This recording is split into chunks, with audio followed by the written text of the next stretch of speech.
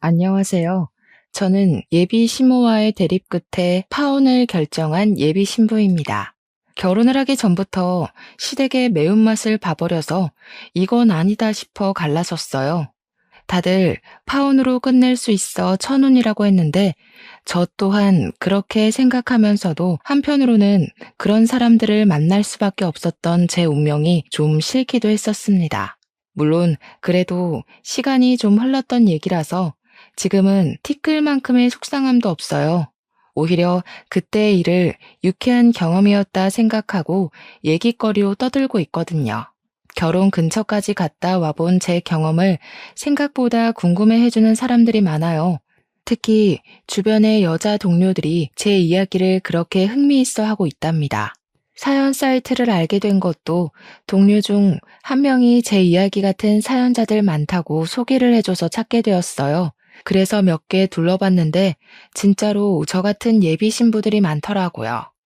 상대적으로 제 사연이 싱겁게 느껴지는 이야기들도 있어서 좀 놀랐습니다. 같은 고민을 했다는 동질감에 위안을 받는 것 같으면서도 한편으로는 그만큼 사연자들을 괴롭힌 나쁜 사람들이 많다는 것에 속상하기도 했어요. 왜 그렇게 사람을 못 구워 삶아서 안달일까요? 제게 찾아온 나쁜 사람은 어떤 유형이었는지 지금부터 한번 떠벌려 보도록 하겠습니다. 재밌게 들어주세요. 저랑 예비 신랑은 결혼을 전제로 만나고 있던 사이였어요. 예비 신랑은 저와 9살 차이가 나는 사람이었는데요. 대학생과 조교 사이로 시작된 저희 관계는 제가 대학을 졸업하고도 계속 이어졌습니다. 다 예비 신랑의 적극적인 노력 덕분이었어요. 예비 신랑이 제 졸업식 때 프로포즈를 해줬거든요. 프로포즈 때문에 저희 관계가 더욱 돈독해진 건 맞지만 일단 저는 그 청혼에 대해 고민이 많았습니다. 결혼에 대해 잘 몰랐던 저는 그 청혼을 받아들이긴 했지만 급하게 결혼하고 싶지 않다고 예비 신랑한테 의사 표현을 확실히 했었어요. 제가 결혼을 고민했던 건 저희 집이 그리 막 넉넉한 것도 아니었고 예비 신랑 집도 넉넉한 게 아니었기에 서로 경제 활동에 좀 더 집중하고 나서 돈을 좀 모은 뒤에야 안정적인 여건으로 결혼을 하고 싶었기 때문입니다. 정말 준비된 게 아무것도 없었거든요. 제 의견에 예비 신랑이 좀 서운해하는 기색이 있었지만 제 뜻을 흔쾌히 따라주었어요. 저를 기특하게 봐주기도 했습니다. 예비 신랑의 지지하에 저는 대기업을 목표로 취업 준비를 했어요. 예비 신랑은 제게 손수 간식이랑 도시락까지 사주면서 외조를 해주었습니다. 그땐 행복했어요. 취업을 준비하면 심적으로 많이 피폐해진다는데 저는 예비 신랑 덕분에 의욕이 넘쳐났거든요. 그렇게 잘 지내던 저희 사이에도 한 번의 방지턱이 찾아왔었는데요. 원래 취업 준비 제대로 하려면 기본적으로 기간이 1년, 2년 정도는 걸리는데 취업 준비 기간이 자꾸 길어지니까 예비 신랑이 외조하는 게 지쳤는지 한날 제게 갑자기 속상한 소리를 하더라고요. 설마 나랑 결혼하기 싫어서 일부러 미루는 건 아니지? 이번까지 넘어가면 벌써 3년째야. 계속 이렇게 시간만 보내다가 나 40살 되겠어. 결혼은 30대에 하고 싶단 말이야. 우리 아빠가 결혼 엄청 기다리기도 하고, 만약 나랑 결혼하기 싫은 거라면 그냥 솔직하게 말해줘. 무슨 그런 말을 해. 나도 얼른 취업해서 빨리 돈 벌고 싶어. 결혼 자금 모아서 빨리 결혼하고 싶은데 취업이 생각하는 만큼 잘 안 되는 걸 어떡해. 나 진짜 서운하다. 오빠는 내가 일부러 결혼 미룰 사람처럼 보였어? 불안해서 그러지. 나한텐 너밖에 없는데 네가 결혼을 안 해주면 난 더 시간이 없단 말이야. 혹시라도 네가 질린다고 나 떠날까 봐서. 아빠 요즘 몸도 안 좋은데 내가 결혼하는 거 보는 게 소원이라고 했거든. 예비 신랑은 이런 식으로 결혼을 못하게 될까 봐 불안감을 표출했던 적이 한두 번이 아닙니다. 저를 놓칠까 봐 불안하다고 하는데 제가 신뢰를 안 주는 사람도 아니거든요. 한눈 판 적 절대 없고 회식이 아니고선 사적인 술자리도 가진 적이 없어요. 회식도 예비 신랑한테 꼬박 알려주고 최대한 1차만 참석하고 빠져나왔습니다. 저는 휴대폰 잠금도 안 해요. 예비 신랑이 한 번씩 제 폰을 볼 때도 저는 찔릴 게 없으니까 선뜻 내버려 두기도 했습니다. 예비 신랑이 다른 부분에선 저를 믿어주는 것 같은데 유독 제 취업은 참 못 기다리더라고요. 물론 예비 시부가 몸이 안 좋아서 결혼을 빨리 하고 싶단 말을 하긴 했었어요. 근데 저는 결혼을 그런 식으로 준비도 없이 얼렁뚱땅 저지르고 싶진 않았습니다. 제가 취업하고 돈을 모으면 결혼한다고 했더니 예비 신랑이 그때부터 저보다 제 취업에 더 심혈을 기울이더라고요. 한참 사랑이 불타오를 때는 예비 신랑이 어떤 사람인지 알 겨를도 없이 좋기만 했거든요. 그러나 서로에게 익숙해지고 당연해지고 나서부터는 예비 신랑을 만나면 만날수록 불안한 게 참 많은 사람이구나라는 걸 느끼긴 했어요. 그리고 생각보다 현실적이고 부정적인 의사 표현도 많이 한다는 걸 점점 알게 되었습니다. 저보다 9살이나 많은 사람이다 보니까 저한테 알려주고 싶은 것도 많아 보였어요. 다들 이런 걸 꼰대라고 하더군요. 하지만 저는 이런 점까지 예비 신랑에게 고맙기만 했고, 예비 신랑이 저를 사랑하는 마음만큼은 갈수록 적극적이고 솔직해서 예비 신랑의 단점 부분도 이해하려고 많이 노력했습니다. 그런데 취업 문제는 어쩔 수 없이 예민할 수밖에 없는 영역인데 예비 신랑이 자꾸 옆에서 한 소리씩 넣어주니까 그건 좀 스트레스로 오더라고요. 그래도 다 날 위해서 조언해주는 거라 생각해서 제가 필요한 잔소리만 걸러서 들었어요. 제 입장에서는 예비 신랑이 스트레스지만 예비 신랑 입장에서는 결혼을 늦추는 제가 골칫거리 아니겠습니까? 우리가 고작 이런 문제로 헤어질 만큼 얕은 사이도 아니고 그저 둘 다 예민한 시기이기 때문에 잠깐 권태기가 올랑말랑 하는 거라 생각했어요. 최대한 자비를 갖고 하루하루 지냈습니다. 그러던 어느 날 예비 신랑에게 고비가 닥쳐왔는데요. 예비 시부가 돌아가시면서 예비 신랑뿐만 아니라 예비 시댁 자체가 정말 많이 힘들었습니다. 특히나 제 마음을 좀 불편하게 만들었던 부분은 예비 신랑이 예비 시부가 살아계실 때 결혼하는 모습 보여주고 싶어 했다고 했잖아요. 제 고집 때문에 예비 신랑이 다시는 그 꿈을 이루지 못하게 되어서 제가 혼자 얼마나 죄책감을 느꼈는지 모릅니다. 그래서 더 예비 시부 영정사진 앞에서 고개를 들지 못했어요. 훨씬 더 번듯하고 자리 잡은 며느리감으로 당당하게 인사를 드리려고 했지 절대 이런 식으로 첫인사를 드리려던 게 아니었거든요. 그날은 예비 신랑을 감히 위로하지도 못하고 옆에 묵묵히 있어주기만 했습니다. 그리고 예비 시부 장례식에 갔으니 당연히 준비 없이 예비 시모까지 만날 수밖에 없었는데요. 저랑 예비 신랑이 아무것도 결정한 게 없어서 그렇지 결혼을 전제로 만나고 있긴 했으니까 인사를 정중하게 드려야 될 것 같았어요. 예비 시모에게 저를 소개하고 싶다는 예비 신랑의 말을 듣고 망설이지 않았습니다. 예비 시모마저 놓친다면 제가 예비 신랑 앞에서 더욱더 면목이 없을 것 같았으니까요.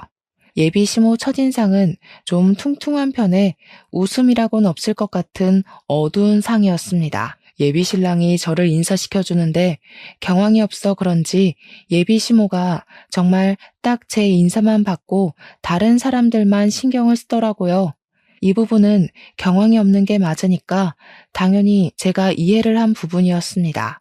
저는 최대한 피해되지 않는 선에서 장례를 돕고 예비 신랑의 상실감을 옆에서 다독여 주었죠. 제가 결혼을 미뤘다는 건 예비 시댁에서도 알고 있는 사실이었을 겁니다. 예비 신랑이 결혼하고 싶은 사람 생겼다고 언질은 해놨다는 걸 제게 말해준 적이 있었거든요. 그 때문에 예비 시부가 저를 빨리 보고 싶어 하기도 했었어요. 그런데 제가 그 이상의 확실한 행동을 안 보여주니까 예비 시모도 저한테 서운한 점이 있었을 수 있겠다 생각했습니다. 그냥 그땐 예비 시모가 제게 너무 냉담해서 그런 별 생각이 다 들더라고요. 시집도 안 갔는데 벌써 시집살이를 당하는 기분이었달까? 안 좋게 시작해서 좋을 것 없을 테니 빈소에 있는 동안만이라도 저는 나름 잘 보이고자 노력을 했습니다. 그리고 저와 예비 신랑의 관계가 서서히 변하기 시작했던 건 그날 이후부터였어요. 예비 시부가 돌아가시고 홀로 있는 예비 시모가 걱정됐던 예비 신랑이 저와의 약속을 점차 줄이려는 게 눈에 보이더라고요. 물론 항상 저한테 양해는 구했습니다. 미안해. 아직은 엄마 혼자 못 둬서 오늘도 못 만날 것 같다. 네가 이해 좀 해줘. 형제도 나 하나밖에 없어서 내가 엄마 돌봐야 돼. 예비 시모가 예비 시부를 잃은 충격이 너무 커서 집에 혼자 있는 게 싫다고 얘기를 했었대요. 혼자 있으면 하루 종일 밥도 안 먹고 울기만 한다네요. 그 때문에 예비 시모가 걱정되었던 예비 신랑은 원래 자취를 하고 있었는데 짐을 싸들고 예비 시댁에서 지내기까지 했습니다. 저 같아도 엄마가 아빠를 잃고 홀로 슬퍼만 하고 있다면 다른 사적인 약속 못 잡을 것 같긴 했어요. 자식 마음이 다 그런 거 아니겠습니까? 그래서 부모를 걱정하는 예비 신랑의 마음도 충분히 공감되었어요. 그런데 그렇다고 예비 신랑과 아예 만남을 끊은 건 아니라고 봤습니다. 제가 취업 준비를 해야 해서 원래도 잘 못 만나고 있던 중이었거든요. 그런 상황에서 더 못 만나게 되니까 아예 안 보는 것과 같더라고요. 우리가 결혼할 사이가 맞나? 싶기도 했어요. 오히려 예비 신랑이 곁에서 완전히 사라진 것 같으니까 취업 준비도 더 안 되었어요. 자꾸만 저도 모르게 딴 생각을 하고 있더라고요. 당연히 좋아하는 사람이니까 걱정이 되잖아요. 근데 예비 신랑의 상황이 상황인지라 계속 만남을 고집할 수도 없고 조를 수는 더더욱 없어서 한없이 이해만 해주었는데요. 한 번씩 연락을 하면 예비 신랑은 늘 같은 말만 했어요. 예비 시모 얘기를 꺼내면서 출퇴근 말고는 시간을 내기가 곤란하다고 말이죠. 못 만나는 것도 걱정이었지만 더 신경 쓰였던 건 예비 신랑도 많이 우울하고 힘들어 보였다는 겁니다. 예비 시모야 당연히 반평생 함께한 배우자를 보냈으니 힘들겠죠. 근데 그건 자식도 마찬가지잖아요. 예비 신랑이 예비 시모만 보필하느라 정작 자기 슬픔은 감추고만 있는 것 같아서 안쓰러웠습니다. 그런데도 제가 할 수 있는 건 전화나 메신저로 위로하는 것밖엔 없었어요.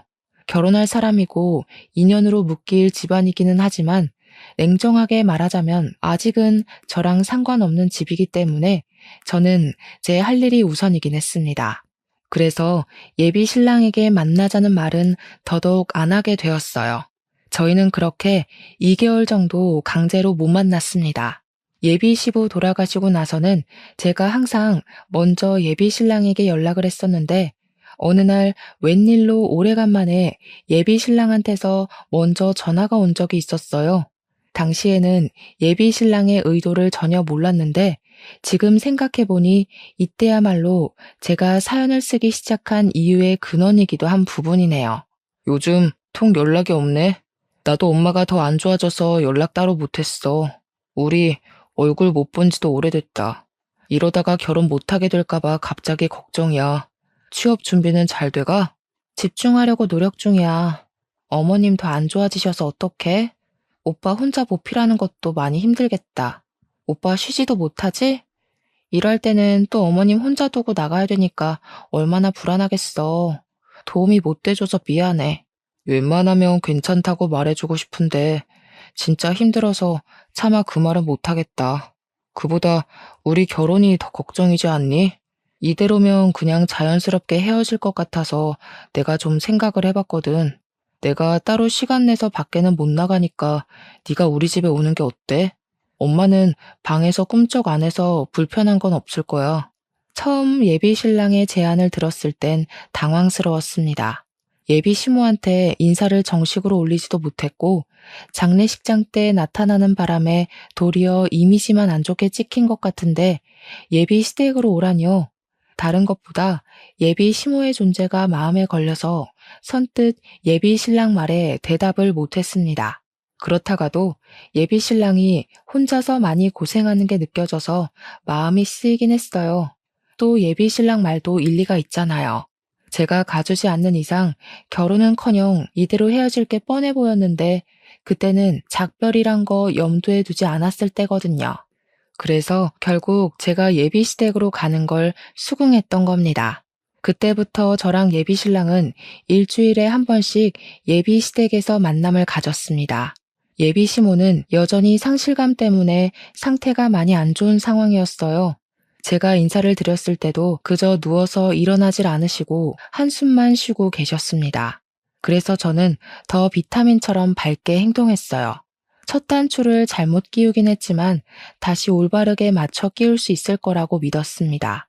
미련하게 왜 그랬냐고 눈초리를 받을 수 있다고 생각해요.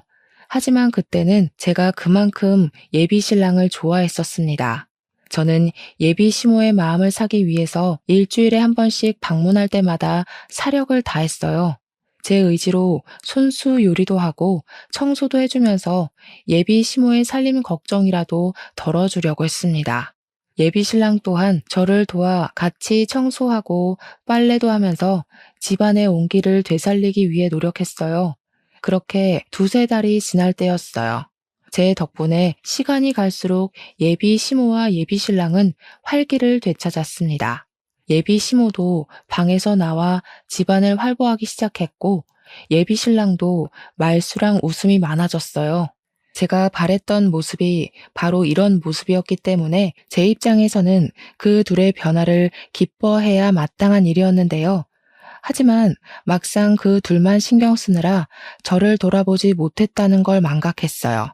생기를 찾은 예비 시모와 예비 신랑과는 반대로 저는 기력이 점점 쇠해갔다고 해야 될까요? 왜 그런 느낌 있잖아요. 기운에 빨리면 컨디션이 급격하게 고갈되는 느낌이야. 어찌 보면 당연한 증상일 수도 있어요.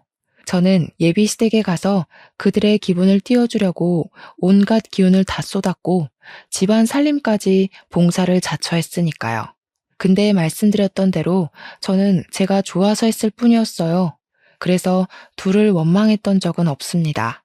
근데 문제는 다른 부분에 있었어요. 둘이 기운 없어서 다 죽어 있을 때는 저절로 돕고 싶은 마음이 가득했는데 두 사람이 살아났을 땐 굳이 제가 더 도울 필요가 없다고 생각했거든요.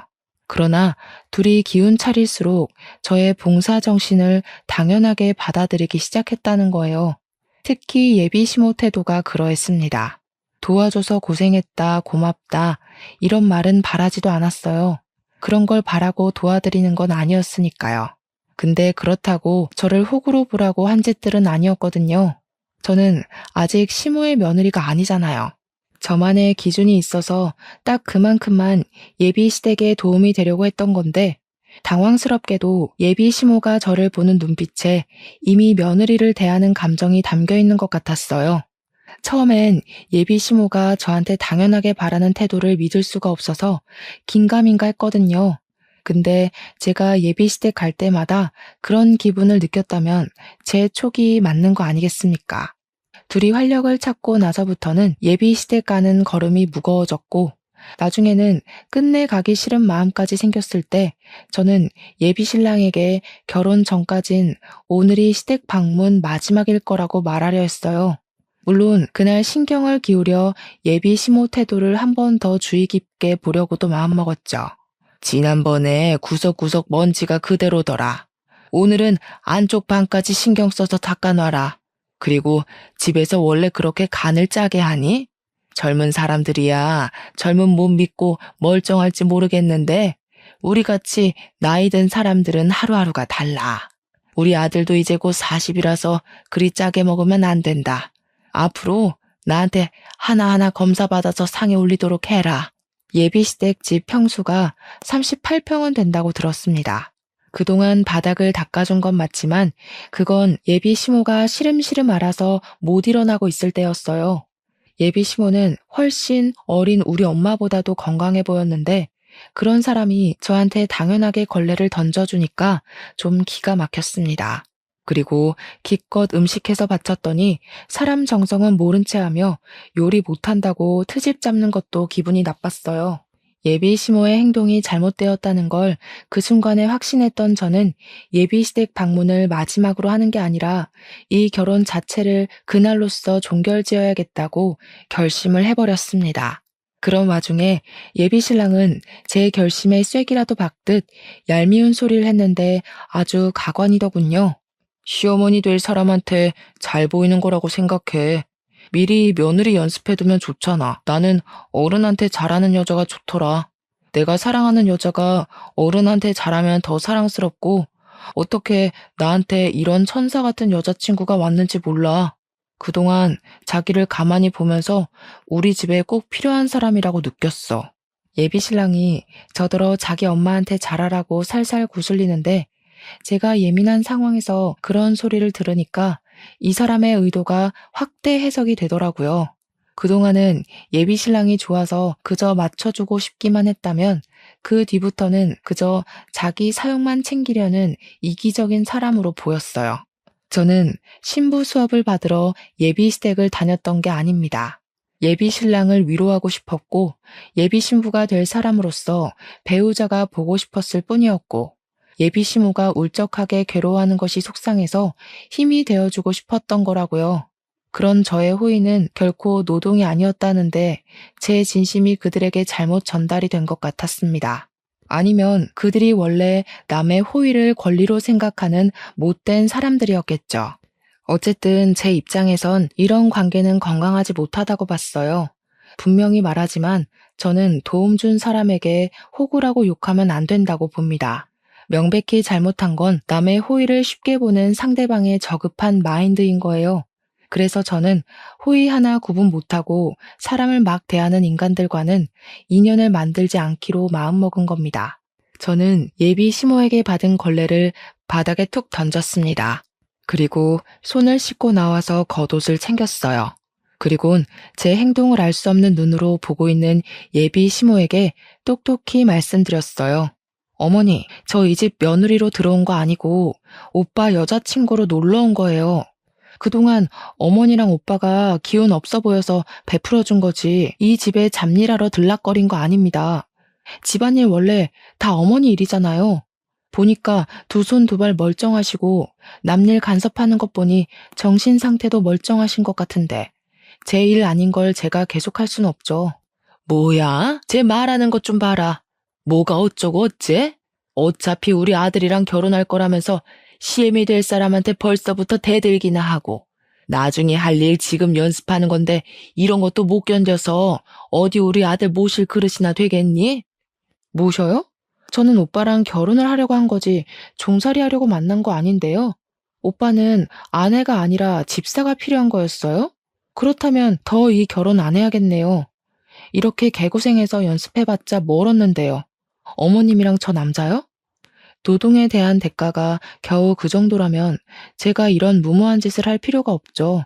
그냥 결혼 포기할게요. 저 건방진 애를 봤나? 지질이 일도 못하는 거 몇 날 며칠을 받아주면서 넘어갔더니 뭐라고? 취직도 못하는 백수 주제에 뭘 믿고 목소리를 높여? 너 같은 게 우리 아들처럼 수준 높은 남자를 만날 수 있을 것 같아? 아무짝에 쓸모가 없으면 집안일이라도 잘할 줄 알아야지. 쪽팔려서 누가 백수를 며느리로 받아주겠어? 역시 예비 시모는 저를 이미 며느리로 보고 있었던 것 같았어요. 저 방금 예비 시모 말에 잠깐 반항을 했을 뿐인데 어마무시한 질타를 받지 않았습니까? 그걸 보자마자 제가 이 집에 시집을 와서 어떻게 지내게 될지가 불보듯 뻔하더라고요. 한시라도 빨리 그 집을 벗어나기 위해서 저는 말싸움을 포기하고 그냥 예비 시모를 무시해버렸습니다. 그러니까 제게 사태질을 하면서 요양한 년이라고 욕을 하던 시모가 숨을 헐떡거리는 척 연기를 하더군요. 저는 신경 쓰지 않았어요. 예비 신랑 앞에서는 예비 시모가 한 번씩 저렇게 약한 척 하는 걸 알고 있었거든요.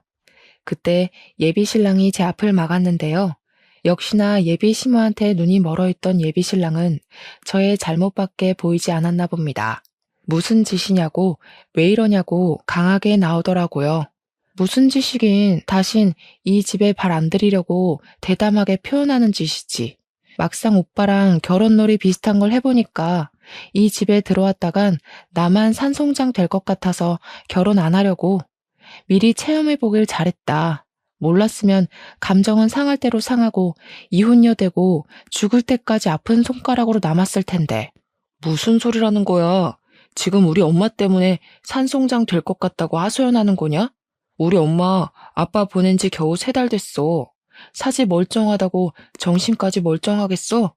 어떻게 아픈 사람을 이런 식으로 대할 수가 있어? 이럴 거면 처음부터 간병하겠다고 돕지를 말던가. 오빠도 알고 있네. 난 이 집에 당연한 사람이 아니라 그저 도움을 준 사람이라는 거. 그냥 오빠랑 계속 안 보다가 헤어졌어야 했어. 대체 오빠한테 멀쩡한 사람 기준은 뭐야? 대체 어떻게 정신이 나가면 며느리도 아니고 아무런 상관도 없는 나한테 뻔뻔스럽게 노동을 강요해? 오빠는 내가 오빠 엄마 손에 하인처럼 굴려지길 바랬어? 결혼을 하려면 나도 좋고 오빠도 좋아야지. 이건 오빠만 좋은 짓이잖아.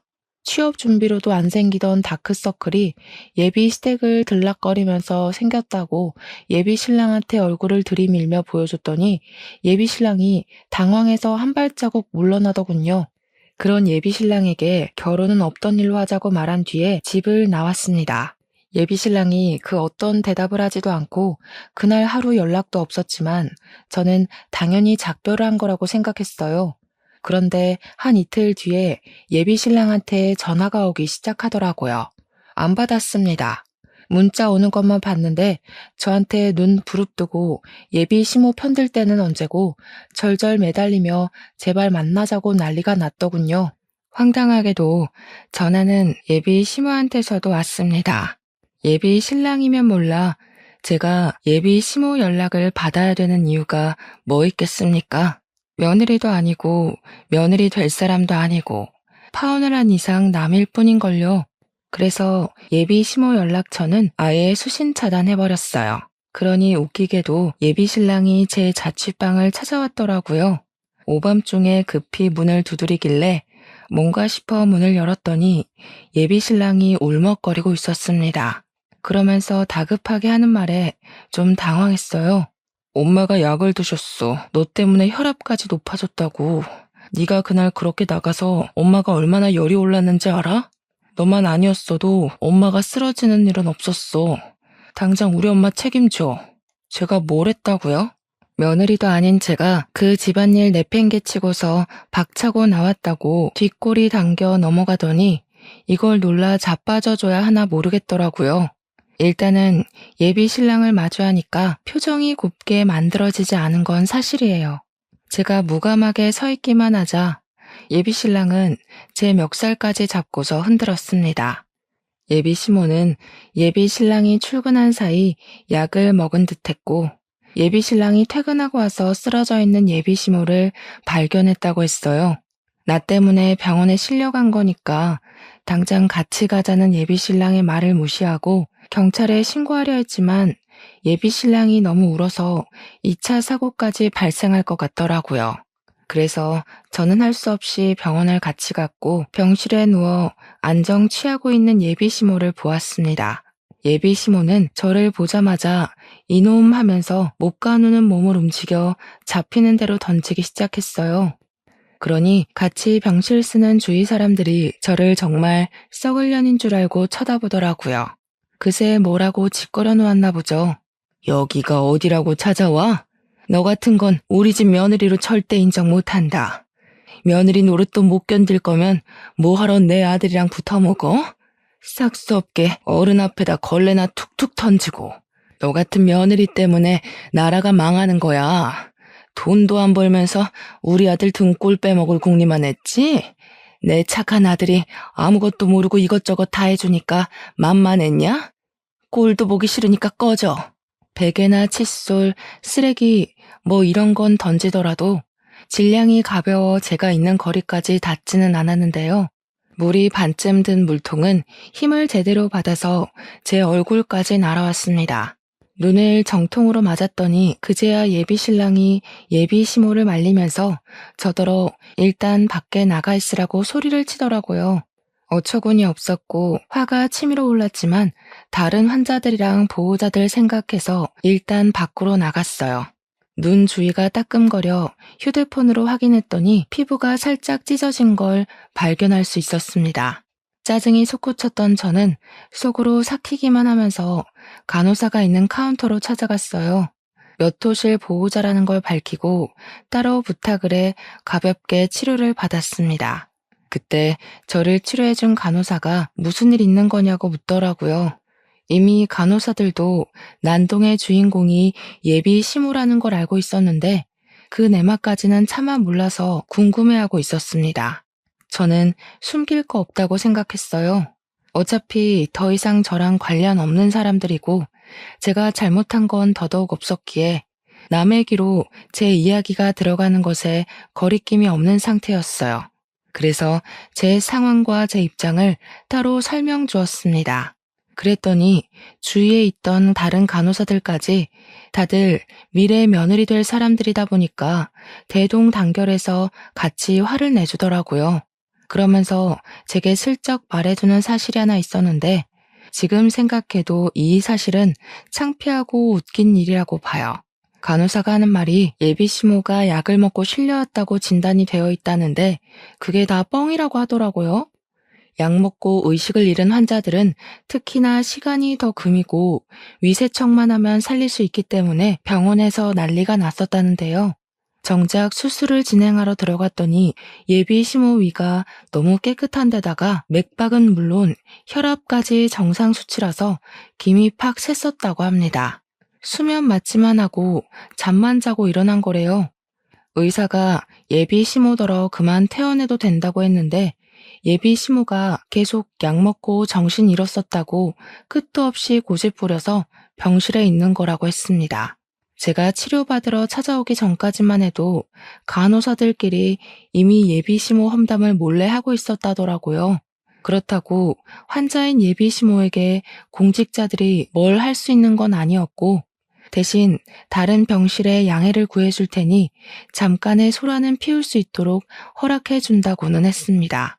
저는 딱히 소란 피울 생각은 없었지만 간호사들이 용기와 기회를 주니까 잠시 가라앉던 분노가 다시 솟구치더라고요. 그래서 다시 병실을 돌아갔고 예비 심호 침대 쪽에만 커튼이 쳐져 있는 걸 보았습니다. 아까까지만 해도 제게 욕을 할 것처럼 쳐다보던 주위 환자와 보호자들의 눈빛이 좀 달랐는데요. 일단은 저를 향한 태도가 유순해졌다는 것이 느껴졌어요. 그 이유는 제가 커튼 가까이 다가가고 나서 눈치챌 수 있었습니다. 커튼 안에서 예비 시모와 예비 신랑이 수상하게 속닥거리는 대화가 들리더라고요. 엄마, 자꾸 이러면 젊은 애 못 들여와. 내 나이 곧 40이야. 그나마 9살 차이인 제가 제일 젊은 며느리일 거라고. 무슨 말인지 모르겠어? 나중에 엄마 늙으면 며느리도 같이 늙을 건데 골골대는 며느리가 엄마 보필이나 제대로 할 것 같아? 지금 엄마 봐줄 젊은 사람으론 제가 딱이라니까. 조금만 맞춰줘봐, 응? 취업을 해야 결혼한다고 했다면서. 취업 못하는 게 아니라 일부러 안 하고 있는 거 아닌지 제대로 확인해봐. 요즘 젊은 아가씨들은 자기 손에 안 보고 남편 돈만 받으면서 속 편하게 살려고 한다던데. 걔도 너 이용하는 걸 수도 있어. 그런데 내가 그 여시 같은 꼴을 그냥 지켜보라고? 엄마 제발, 그건 나중에 진짜 며느리 돼서 잡으면 되잖아. 일단은 쟤를 우리 집에 들이는 게 더 중요한 거라니까. 이팔 청춘 아가씨가 어디 구하기 쉬운 줄 알아? 내 나이면 어디 하나는 골병난 아줌마거나 말 많은 아줌마들밖에 못 데려와. 나도 늙고 며느리도 늙으면 누가 엄마 보필하겠어? 결혼하면 엄마가 며느리를 구워 삼든 말든 내가 간섭 안 할게.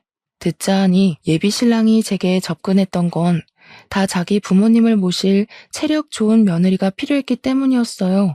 예비 시부는 돌아가셔서 어쩔 수 없는 거였고 예비 시모만큼은 힘 많고 체력 좋은 며느리를 붙여서 요양시키려고 했던 것 같았습니다. 그래서 정식 인사도 안 드린 저를 벌써부터 며느리 교육하려고 고나리질 했나 봐요.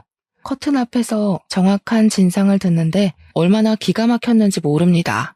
그동안 내가 누구를 사랑했는지 뭘 보고 사랑했는지가 기억도 안 나더군요. 이미 예비 신랑에게 실망한 채였지만 그래도 좋았던 추억 정도는 마음 한구석에 남겨두었었는데 그날로써 저는 그를 완벽하게 끊어낼 명분이 생긴 셈이었어요. 오히려 깔끔하게 침 뱉어주고 돌아설 수 있어 다행이라 생각했습니다. 그때 제 어깨를 톡톡 두들긴 사람이 있었는데 돌아보니까 같이 병실을 쓰고 있는 보호자들이더라고요. 다들 누군가의 시어머니 뻘 되는 연세들이었지만 한편으론 누군가의 며느리이기도 했던 아줌마들은 시모 입장보단 며느리 입장을 더 공감해주는 것 같았어요. 제게 물통을 하나씩 건네준 이유도 본인들이 며느리로 지내면서 받았던 서름을 그렇게 표현하는 것 같았습니다. 그러면서 그분들 하는 말이 결혼하기도 전에 빵점인 저런 시댁은 거들떠도 보면 안 된다고 냉수 먹고 속 차리게 찬물을 시원하게 뿌려주라 독려하더군요. 친히 뚜껑까지 따주는 친절함을 보이길래 그때 독특하고 따뜻한 동질감을 느꼈어요. 세상 며느리들은 말 안 해도 한편이라더니 그게 이런 기분이구나 싶어 든든했습니다. 저는 더 이상 주저하지 않고 바로 커튼을 열었어요. 깜짝 놀라는 두 연놈의 얼굴을 똑바로 마주했습니다. 꼭 이렇게 사서 욕먹는 사람들이 있다니깐. 여기 사람들이 당신들 냉수 먹고 정신 좀 차리라고 선물 주더라고요. 속부터 썩어 빠진 사람들이 겨우 냉수 한 바가지로 정신 차릴지는 모르겠는데 그쪽들이 쪽팔린 짓 하고 있단 건 알았으면 해서요. 저는 그대로 생수 하나랑 토마토 주스 하나를 나란히 들고 예비 시모 얼굴에 쳐 뿌려줬습니다. 그리고 제게 대들려는 예비 신랑 얼굴에 그 페트병 2개를 연달아 던져버렸어요. 페트병이 예비 신랑 치아에 부딪혀 튕겨 나가더군요. 입을 감싸막던 예비 신랑이 저를 죽일 듯 노렸습니다. 그 와중에 예비 시모는 손을 벌벌 떨면서 비명을 막 지르더라고요. 나 그쪽 집안에 기어들어갈 생각 추호도 없거든요. 김칫국 좀 그만 마셔요. 그리고 요즘 젊은 사람들 똑똑해서 노망난 할망구한테 내 몸 바칠 사람 잘 없어요. 먼저 가신 남편분이 그렇게 그리우면 진짜 약 먹고 따라가 보지 그러셨어요. 약 먹은 척 쇼해서 진짜 아픈 분들은 들어오지도 못하게 자리 차지하지 마시고요. 약 먹고 쇼하는 거라는 사실이 밝히니 병실안은 이제 대놓고 예비 시모와 예비 신랑을 향해 쌍심지를 켜기 시작했어요. 아깐 잘 몰라서 저를 보는 눈이 많이 사나웠는데 이젠 그 눈들이 제 뒤를 든든하게 살려주고 있었습니다. 그때 예비 신랑이 화나서 저를 강제로 끌고 나가려고 했어요. 그러자 놀랍게도 다른 보호자들이 나서서 예비 신랑에게 달려들었고 손버릇까지 더러운 놈이라 욕하며 예비 신랑 등짝을 뚝까 패기 시작했습니다. 저를 당장 예비 신랑 소나기에서 떨어뜨려 주셨어요. 엄마뻘 되는 아줌마들의 공격에 예비 신랑이 당황해서 얻어 터지기만 했는데 아줌마들의 구타가 끝나자 황급히 자기 엄마 옆으로 도망쳐 가더라고요. 그러더니 자기 엄마랑 똑같이 벌벌 떨면서 단체로 폭행죄 신고할 거라고 소리를 고래고래 지르는 거 아니겠습니까? 그러자 아줌마들이 나서서 총각이 그렇게 살면 안 된다고, 그런 건 효도도 아니고 사회적으로 왕따 당하는 짓밖엔 안 된다고 맞받아 쳐줬습니다. 아줌마들이랑 싸우고 있는 예비신랑 꼴이 좀 꼴사납고 웃기더라고요. 왜 다들 난리세요? 제가 뭐라고 했는지 모르겠는데 지금 이거 우리가 억울한 상황이거든요? 야, 너 대체 사람들한테 뭐라고 이간질한 거냐? 새파랗게 어린 년 기사회생 좀 시켜주려 했더니 감히 나 같은 복을 걷어차? 이 결혼 솔직히 내가 더 손해인 거 알지? 진짜 후회 안 할 자신 있어?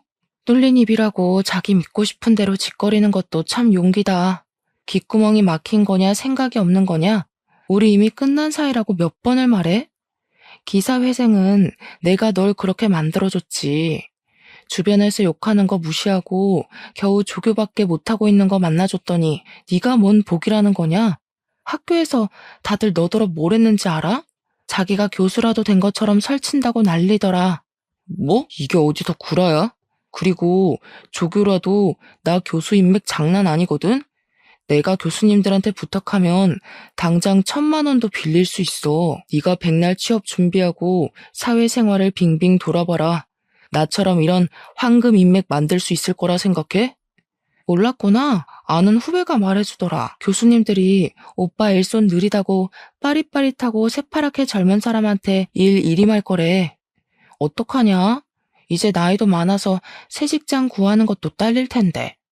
할망구 보살필 사람 필요하면 이참에 요양보호사 자격증 따서 직접 네 엄마 모셔봐.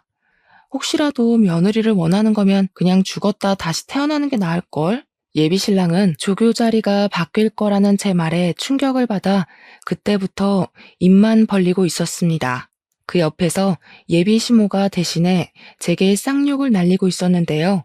저는 예비시모한테도 부디 평생 기억하고 살라고 경고를 한마디 남겨주었어요. 아들이 못나서 며느리를 못 보는 게 아니라 그쪽이 지지리도 궁상이라서 며느리 얻을 팔자가 없는 거란 걸 꼭 아셨으면 좋겠어요. 쓸데없이 입원해서 보험사까지 피곤하게 하지 마시고 그만 집에 가세요. 나는 왜 이렇게 못났을까 하는 반성은 하지 마셔요. 계속 성깔 더러우셔야 다른 아가씨들이 이 집에 시집 안 오죠. 예비 시모가 제 막말에 충격을 먹어 말을 버벅거렸는데 결국은 욕밖에 못하길래 그 욕에 보답하고자 옆에 있는 예비 신랑의 머리통을 대신 후려쳐줬습니다. 그러니 예비 시모가 욕을 뚝 그치더라고요. 그리곤 저는 그간 갖고 있던 모든 추억을 그 자리에 버리고 나왔어요. 예비 신랑이 뒤늦게라도 저를 쫓아나올 수 없었던 건 보호자분들이 붙잡아준 덕분이었습니다. 그대로 병원을 벗어난 저는 그 뒤로 자취방을 서둘러 내놓았고 친정집으로 가 지방에서 취업 준비를 시작했어요. 휴대폰 번호까지 바꿔버렸더니 정말 예비신랑과는 더더욱 마주치는 일이 안 생기더라고요. 그렇게 5년이 지났어요. 지금까지도 저는 예비신랑과 예비시모를 코빼기도 본 적이 없습니다. 지방에서 일을 하고 있지만 한 번씩 서울에 가는데도 두 사람을 마주친 적은 없었어요. 그래서 어떻게 살고 있는지는 모릅니다. 그러나 분명한 건 저를 만났던 순간보다 잘 살고 있진 않을 거예요. 원래 못된 사람들은 나이 들수록 더 욕심과 고집이 강해지는 법이거든요. 그런 사람들의 결말은 하나같이 망조라고 봐요. 아마 그들은 앞으로도 계속 찾아오는 기회나 행운을 스스로 뻥 차버리다가 생을 끝내게 될 거라고 생각합니다. 그래서 지금은 과거의 그날이 그저 하나의 인생 경험으로만 남아있어요. 그 일 때문에 결혼에 실패하긴 했지만 그건 상대방의 문제였지 제가 결혼이 싫었던 건 아니었거든요. 때문에 저 지금 결혼 준비 중입니다. 과거와 달리 저를 진심으로 존중해주는 남자와 그런 시댁을 만나서 행복하게 준비를 하고 있어요. 사람이 상대방에게 진정으로 존중을 받아보니까 과거에 그런 싹수 없는 집안에 안 갔길 천만 다행이라는 생각이 들더라고요. 결혼 준비에 한창인 지금 갑자기 실패했던 과거 경험이 떠올라서 이렇게 사연을 써보았어요. 이번에 만난 예비신랑 덕분에 저는 결혼이라고 다 불행한 거 아니고 시댁이라고 다 스트레스의 근원은 아니라는 걸 제대로 깨달았습니다. 이번엔 저도 직장이 있고 모은 돈이 있으니까 결혼 준비까지 완벽하게 마련되어서 마음이 편해요. 그래서 역시 결혼 상대로 누구를 만나느냐도 중요하지만 나만의 정년기를 맞춰서 결혼하는 것도 중요하다는 걸 알았어요. 준비가 된 저에게 찾아와준 새 예비신랑과 앞으로 인생을 알차게 살아가 보려고 합니다. 제 앞길에 축복도 받을 겸 이렇게 사연을 올려보았네요. 제 사연도 언젠가 소개가 되겠죠? 수다 떨기 좋아하는 제가 얼굴 모르는 사람들과 소통이 될 생각을 하니 벌써부터 기대가 됩니다. 아무쪼록 모두들 하는 일마다 성공길로 한 발짝씩 나아가길 바라면서 저는 이만 인사드릴게요. 긴 사연 들어주셔서 감사합니다.